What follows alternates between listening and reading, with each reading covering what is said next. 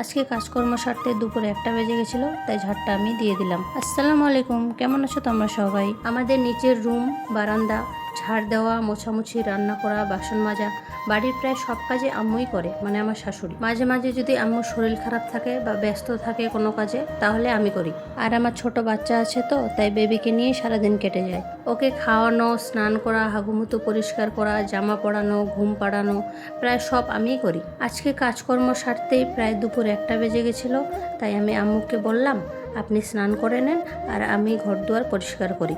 যেই বলা অমনি কাজ শুরু। আমার শ্বশুর আবার বিছানাটা একটু ভালো করে ঝেড়ে গুছিয়ে রাখলাম। এত বালি যে কোত্থেকে আসে, দিনে 2-3 বার ঝাড়লেও বালি বের হয়। বাড়ির কাজ চলছে তো, হয়তো বা সেই জন্যই। এবার বারান্দাটা ভালো করে পরিষ্কার করে নিচ্ছি। অনেকে হয়তো ভাববে একটু কাজ করছে, তাও আবার ক্যামেরা অন করে, লোক দেখানো কাজ, ভাবাটাই স্বাভাবিক।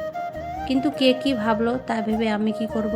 ক্যামেরা অন করে কাজ করি আর অফ ক্যামেরাই করি, কাজ তো কাজই হয়। আর এদিকে আমি যে ডেইলি ব্লগ ভিডিও ছাড়ি তা আমার শাশুড়ি জানে না। যদি তোমাদের ভালোবাসা ঠিক মতো পাই তবে জানাবো ইনশাল্লাহ। আমার ঝাড় দেওয়া কমপ্লিট, আবার দেখা হবে নেক্সট ভিডিওতে। টাটা।